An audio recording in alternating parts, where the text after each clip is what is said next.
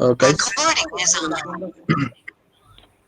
before we start off, just a couple of instructions for everybody so that we follow them. Instruction number one: make sure that when you're not, you are on mute when the presentation is going on. And instruction number two: we have the question and answer session followed by the presentation. So when you have to ask a question, please unmute yourself, tell your name, and then go ahead with the question. And then after that, you have to mute yourself again. And make sure that you keep all the questions crisp and short. And also, you give time to all the participants for asking the questions. Do not prolong or get into the arguments kind of thing. Okay. So Wha- those were हाँ बोलो बोलो हाँ uh, बोलो बोलो those were some of the general instructions for all the participants here. Mujahid bhai. You wanted to add something? Okay. So, guys, we will start off with the session. So, I request Mujahid Bhai to take over and uh, the session and conduct the session, please.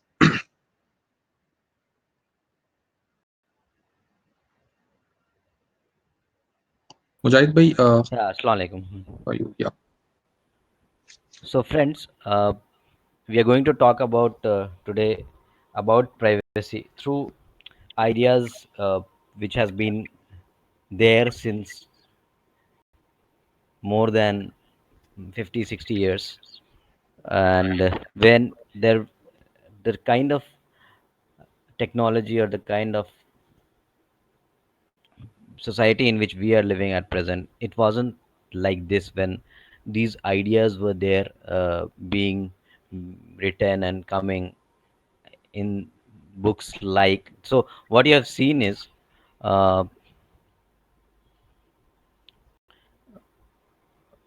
so what you have seen um,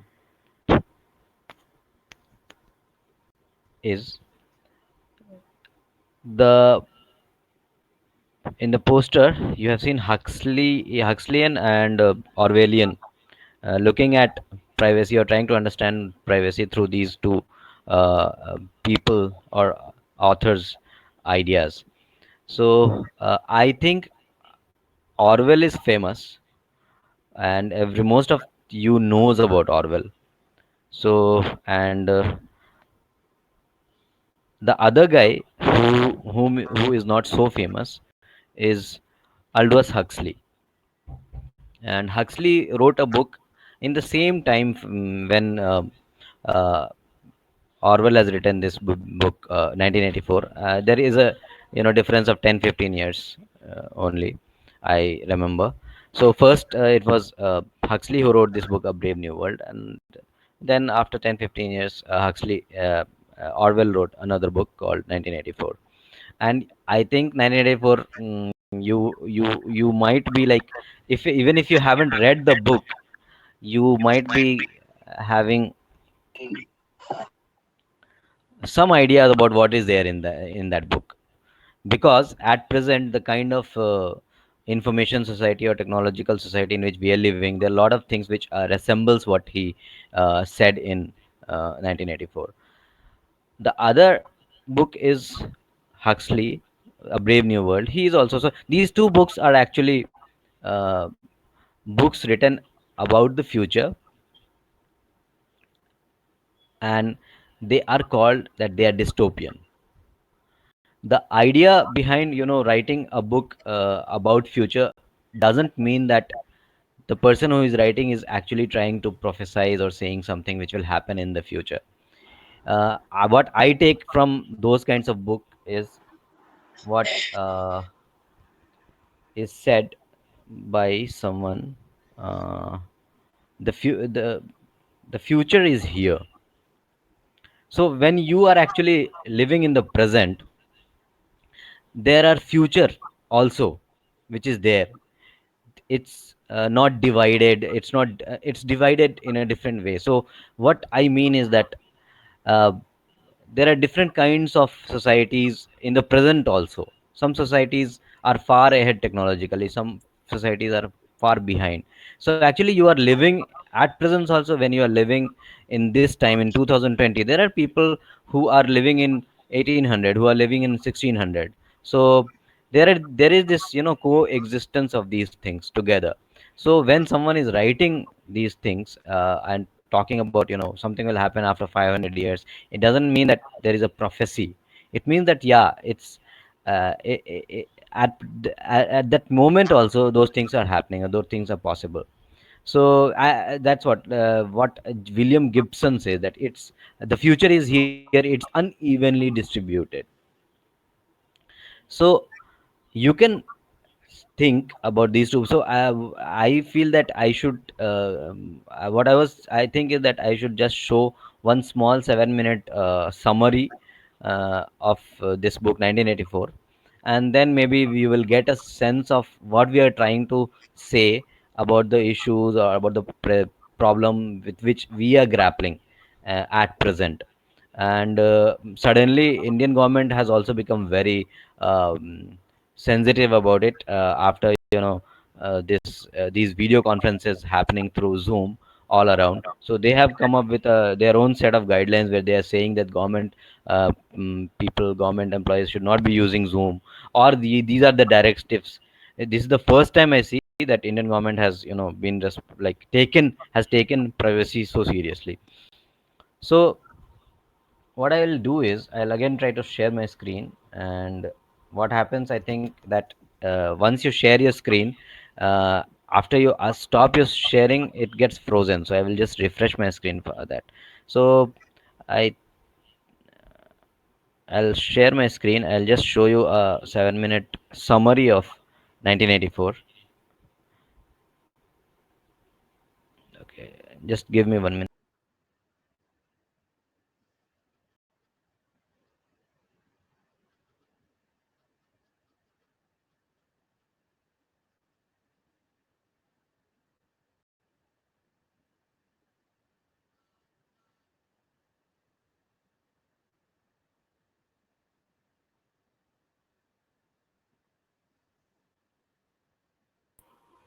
Hello, can you see my screen? Yes. Okay, so this is Orwell's 1984 summary. We will see this. You all can see this.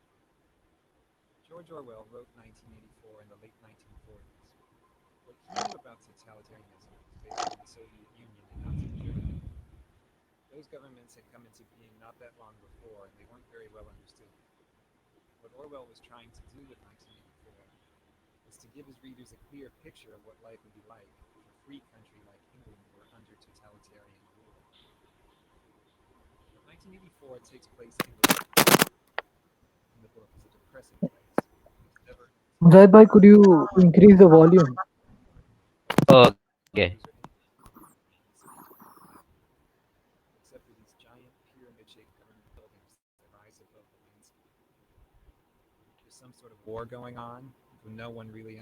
Increased?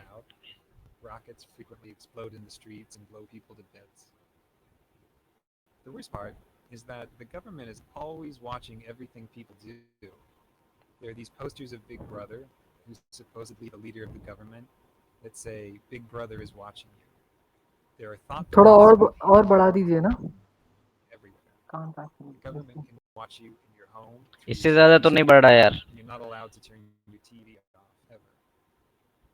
There are a lot of things you're not allowed to do in this society, and if you do them, the police might take you away and throw you into a forced labor camp.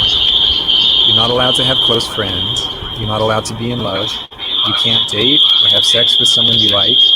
You're basically supposed to save all your emotional energy for the party being the government. Then there are things you have to do. You have to watch the government programming on TV, most of its news, some of its exercises. You have to attend rallies, including this one called the 2 Minute Hate. So it's hard to even have time to think your own thoughts because they're It's constantly echoing. filling your head with them. The main character of 1984 is Winston Smith. He's 39, he has a job in the government, and he lives this horrible, dreary existence without any friends or anyone in his life. At the beginning of the book, he starts writing a diary to talk about how much he hates life in his society, even though writing a diary is one of those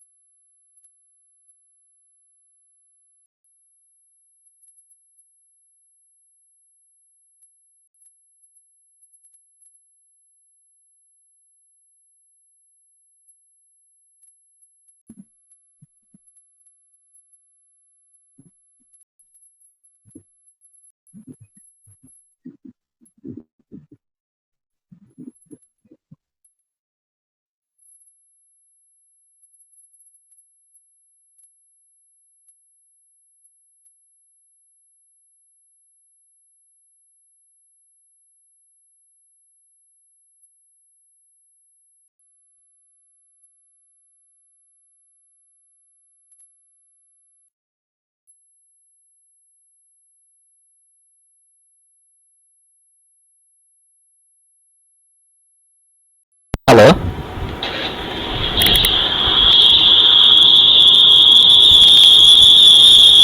Hello. Okay. Okay.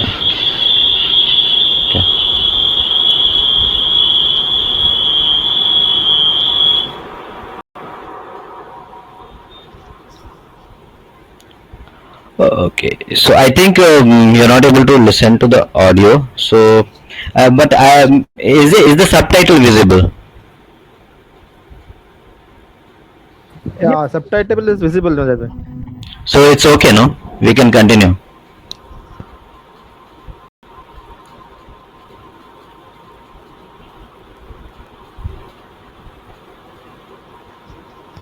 Winston should be afraid of this guy, but he gets the sense that O'Brien is intelligent, so he has this yearning to be friends with him. He thinks O'Brien would understand how he feels about life. The book takes a turn one day when Julia slips Winston a note that says, "I love you." This note completely rocks Winston's world. Of course he's interested. He can't wait to get in touch with her. But it's very hard for them to say 2 words to each other in private with all these spies and cameras everywhere. Finally, they do manage to get out to the country, and they start this mad love affair. The love affair makes them both very happy. It's dangerous because they could be killed or sent to labor camps if they get caught, but that makes it more exciting. At last, Winston has someone who understands him and who hates the party as much as he does. But Winston needs to go that extra step. He's rebelling against the party privately by having the secret affair. Now he wants to go to the next level and be an active rebel against the government. He gets his chance one day, when O'Brien invites him to his apartment to look at something work-related. Winston takes a leap of faith and guesses that O'Brien must be part of the rebellion, because no one invites people over to their home. It just isn't done. So he and Julia go to O'Brien's house and confess that they want to be rebels. And O'Brien says, "Yes, I'm a rebel too." And we all read this book that explains why things are the way they are. Winston reads the book, and he's blown away by it. Unfortunately, right after he reads it, the thought police bust in and arrest him and Julia and carry them off to the Ministry of Love to torture them. So we learn that O'Brien wasn't a rebel after all. He just wanted to catch Winston. In the Ministry of Love, they torture Winston in all sorts of horrible ways. They break his bones and his teeth, they use electric shock, they starve him, and on and on. He tells them everything he knows, he confesses to everything they ask him, and he tells them everything he knows about Julia. After torturing him over and over, O'Brien finally tells Winston what it is that the government really wants. What they want is to have total power over the minds of people like Winston. They They want people like Winston to say 2 plus 2 equals 5 and really believe it, not just say it to avoid a beating. For the government, it's purely an exercise in power. They're not trying to control his mind for some other purpose. They just want to exercise total power over people's minds. They finally do break Winston completely in this place called Room 101, where they do whatever it is you're most afraid of. They lock his face into a cage and threaten to let these rats eat their way to his face. He has a phobia of rats, so he loses it and says, "Do it to Julia, not me," which is a complete betrayal of what's most important to him. The government has taken his last shred of integrity. After he does that, they let him and Julia go. The thought police don't care about them anymore. The two of them meet on the outside, but they can't love each other anymore. Winston and Julia are basically broken people after they get out. Winston has changed to the point that he doesn't even want to think about anything that might be rebellious. He just sits in a cafe listening to the news and smiling. The last words of the novel are, "He loved Big Brother." So, one of the points the book makes is that a human being can be broken down completely until he'll believe whatever you tell him, even if it's that 2 plus 2 equals 5. At the same time, the book has a positive message, which is that it's really hard to get inside someone's head to that extent. The government has to go to incredible lengths to brainwash Winston successfully. For more information about 1984, check out the SparkNote to it on sparknotes.com.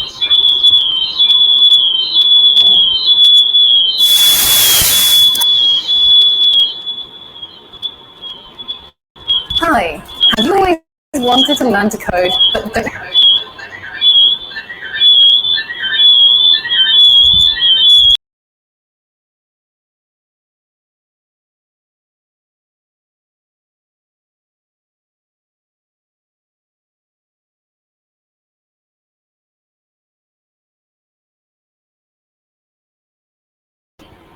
Hello, yeah. So I showed you this video,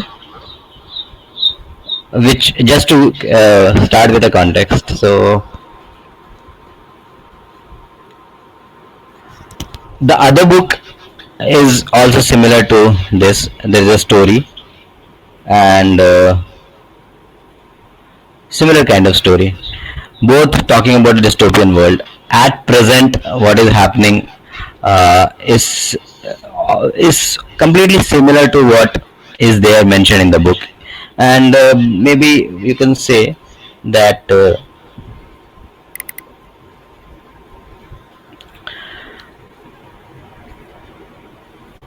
what the difference is between these two books. And I would not be like, it's better to keep going back to the book, because we are looking at the present issues of privacy through these two authors, Huxley and Orwell.